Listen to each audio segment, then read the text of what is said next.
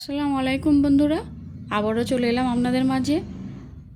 আশা করি আপনারা সবাই ভালো আছেন। দূরে কাছের যে যেখান থেকে আমার এই ভিডিওটা দেখছেন সবাইকে জানাই অসংখ্য অসংখ্য ধন্যবাদ। আজকে আমি সন্ধ্যায় নিয়ে এলাম দারুণ একটা মজাদার নাস্তা, টেকো।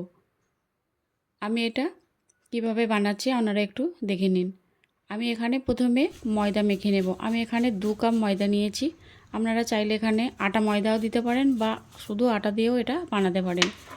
এখানে দিয়ে দিলাম স্বাদ মতো নুন, আর দিয়ে দেব 1 চামচ সাদা তেল। এখানে খুব বেশি ময়ান দেওয়ার দরকার নেই। এরপর আমি এগুলোকে একসঙ্গে ভালো করে হাত দিয়ে এভাবে মিশিয়ে নিলাম।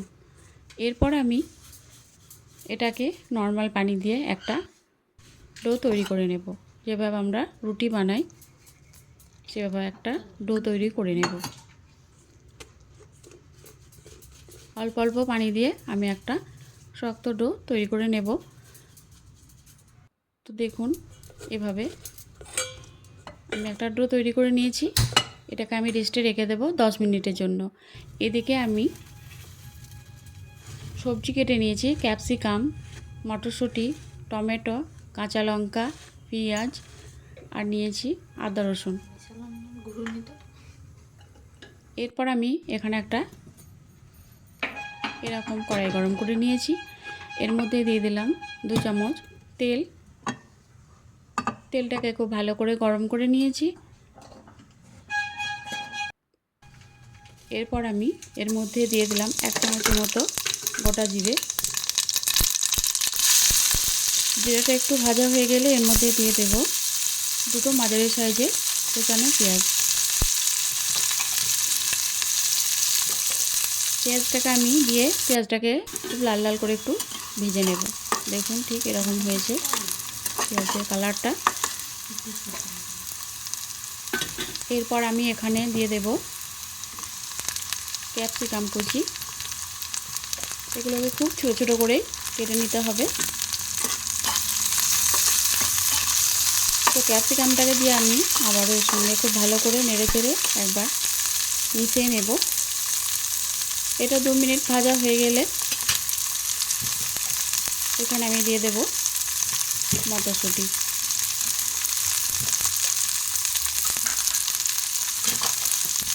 মটরশুঁটিটা এভাবে করে একটু ভেজে নেব।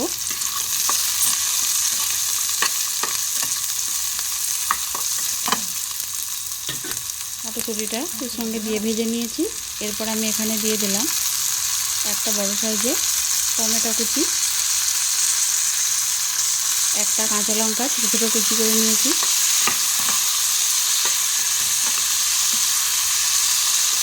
যে যেমন ঝাল পছন্দ করে সেই অনুযায়ী দেবেন।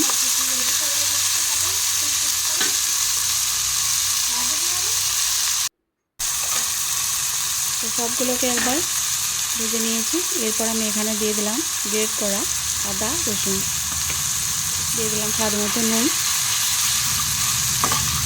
সবগুলোকে আমি একবার খুব ভালো করে ভেজে নেব।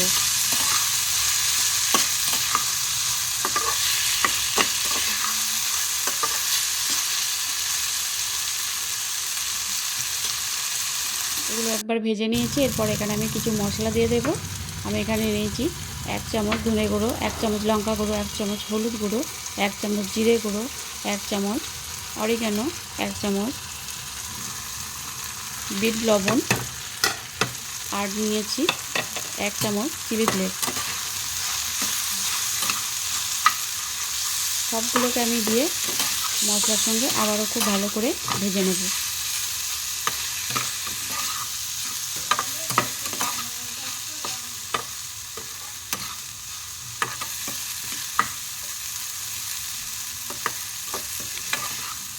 সবগুলোকে আমি এর সঙ্গে খুব ভালো করে ভেজে নিয়েছি।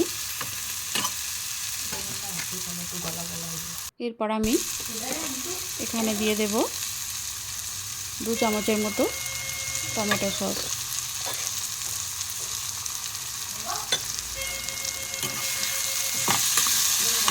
সসটা দিয়ে আমি আবারও এর সঙ্গে খুব ভালো করে নেড়ে চেড়ে মিশিয়ে নেব।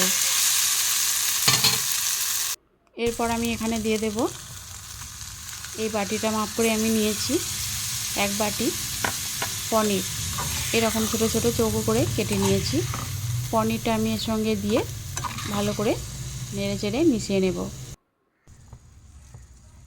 তারপর দিয়ে দিলাম অল্প একটু ধনেপাতা কুচি, দিয়ে এটাকে আমি একটা পুর তৈরি করে নিলাম। এদিকে আমি ময়দাটা মেখে রেখেছিলাম, 10 মিনিট পর ফিরে এলাম। দেখুন ময়দাটা অনেকটাই সফট হয়ে গেছে। আর এরকম আমি রুটির মতো লেচি কেটে নিয়েছি, যেভাবে আমরা রুটি তৈরি করি সেভাবে। তো এগুলো আমি রুটি বেলে নেব। তো দেখুন আমি অফ ক্যামেরায় এরকম রুটি বেলে নিয়েছি। তো এইভাবে করে সবগুলো রুটি আমি বেলে নিয়েছি। বেলে নেওয়ার পর আমি রুটিগুলোকে এইভাবে এরকম একবার রুটিটাকে সেঁকে নেব। যেভাবে আমরা রুটি তৈরি করি সেভাবে হালকা করে এটাকে প্রথমে সেঁকে নেব।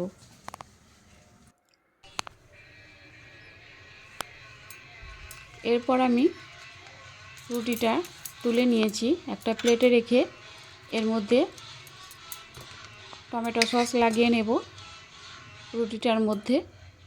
তারপর আমি যে পুরটা তৈরি করে রাখলাম ওই পুরটা আমি চামচের মধ্যে দিয়ে এইভাবে করে দিয়ে দেব। তারপর এর উপর দিয়ে দেব চিজ। আমি চিজটাকে গ্রেট করে নিয়েছি, নিয়ে এভাবে করে আমি রুটিটা ভাঁজ করে দেব। তো একটা আমার তৈরি করা হয়ে গেল। এই দেখুন, আবার আমি আর একটা দেখিয়ে দিচ্ছি। দেখুন রুটিটা হালকা করে সেঁকে নিয়েছি, নেওয়ার পর আমি একটা প্লেটে তুলে নিয়েছি। তারপর আমি এর মধ্যে লাগিয়ে দিচ্ছি টমেটো সস। টমেটো সস দিয়ে আমি এখানে যে পুরটা তৈরি করে রেখেছিলাম পনির বা সবজি দিয়ে, সেটাকে আমি এর মধ্যে এরকম লম্বা করে বিছিয়ে দেব। এরকমভাবে দিয়ে এর উপর আমি ছড়িয়ে দেব চিজ। এইভাবে করে মুড়িয়ে নেব। তো আর একটা আমি তৈরি করে নিলাম। এইভাবে সবগুলোকে আমি রেডি করে নেব। দেখুন সবগুলোকে আমি রেডি করে নিয়েছি। তো এরপর আমি এটাকে এখানে স্যান্ডউইচ মেশিনে এগুলোকে প্রথমে আমি বাটার দিয়ে একটু এটাকে এইভাবে বাটার লাগিয়ে দেব। তো আপনাদের হাতের কাছে যদি স্যান্ডউইচ মেশিন না থাকে, আপনারা এটা তাওয়াতে যেভাবে আমরা রুটি করি বা ফ্রাই প্যানে এটাকে এভাবে সেঁকে নিতে পারেন। আমি প্রথমে এটা দেখাচ্ছি, তারপর আমি পরে আর একটা তাওয়াতে সেঁকে নেব, সেটাও দেখাবো। তো এইভাবে দিয়ে বাটার লাগিয়ে দিলাম দুদিকেই। তারপর আমি এটাকে এইভাবে চেপে দেব। প্রথমে এটাকে গরম করে নিতে হবে, তারপর এইভাবে করে বাটার লাগিয়ে তারপর এইভাবে দিয়ে দেব। তো এক পিঠ হয়ে গেছে, আমি অপর পিঠটা উল্টে নেব এভাবে করে। তো দেখুন এর মধ্যেও হালকা কালার চলে এসেছে। এভাবে দিয়ে আমি লাগিয়ে দিলাম। তো ওইভাবে একটা করলাম, আর এভাবে করতে পারেন। এরকম তাওয়ার মধ্যে বাটার দিয়ে দিলাম, বাটারটাকে এভাবে ব্রাশ করে নেব।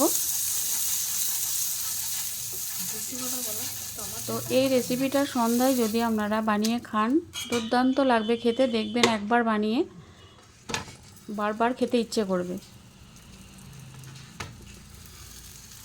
দারুণ একটা খাবার। এভাবে দিয়ে আবারও আমি ব্রাশের মধ্যে বাটার লাগিয়ে এভাবে ব্রাশ করে নিচ্ছি। তাহলে দুদিকেই বাটার দিয়ে এটা সেঁকা হবে। তো এই রেসিপিটা কেমন লেগেছে আপনারা অবশ্যই জানাবেন।